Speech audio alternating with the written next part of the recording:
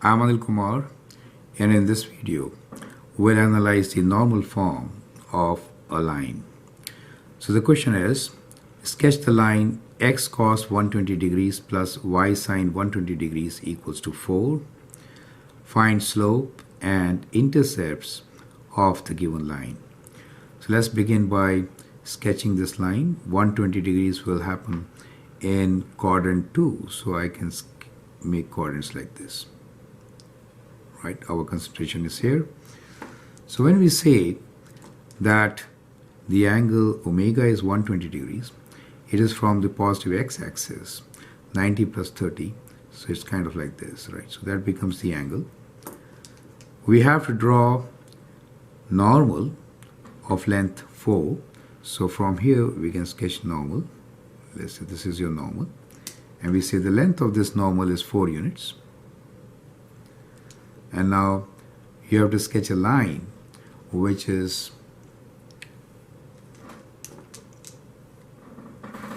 perpendicular to this normal. Is that okay? Which is perpendicular to this normal, making like this. Does it make sense to you? If you do it on a graph paper, it will be very accurate. So that is perpendicular, and this is our line, which we are saying this is x cos 120 degrees plus y sine 120 degrees equal to 4. See, the beauty of this is that we did no calculations, right? Straight away we have sketched the line without any calculations from whatever is given to us. Now let us calculate the intercepts and slope. Correct? Let's calculate the intercept and slopes. Fine. So for calculating slope, what I will do is I will write it in slope intercept form, which is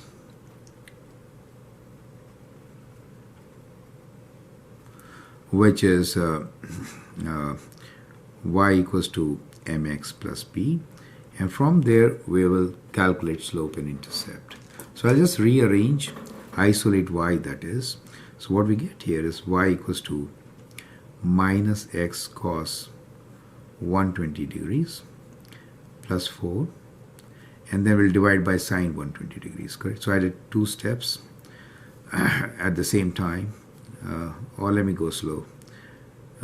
We'll write sine 120 degrees times y, and the next step we will do, okay, y equals to minus x cos 120 degrees, divide both sides by sine 120 degrees.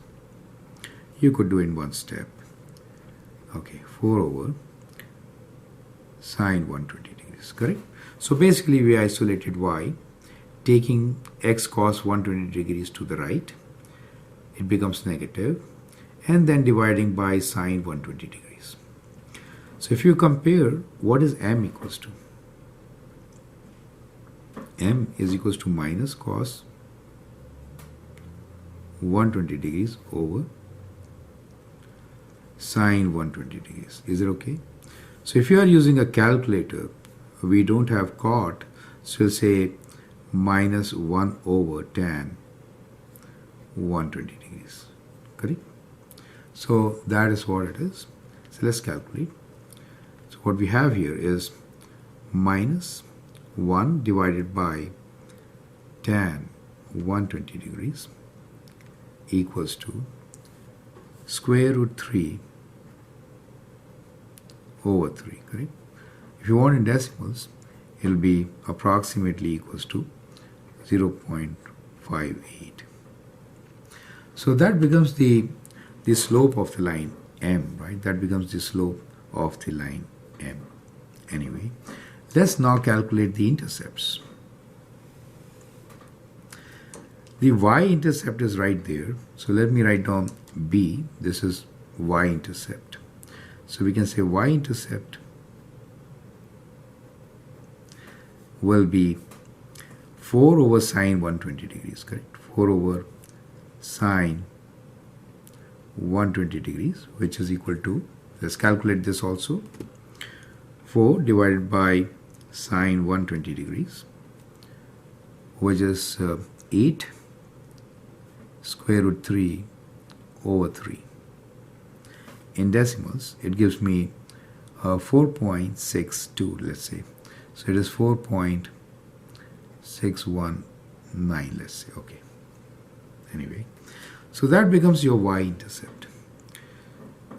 Well, I would like to convert this equation to the slope-intercept form to find the x-intercept. We could find other way also, but I think this will be interesting.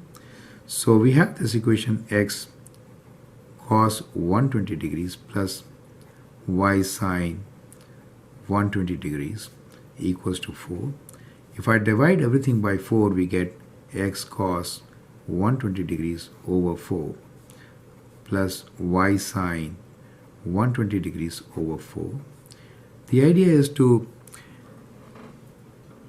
get familiar with different forms, right? We could have found easily results by equating y equals to 0. We can calculate x as 4 divided by cos 120. Do you see that?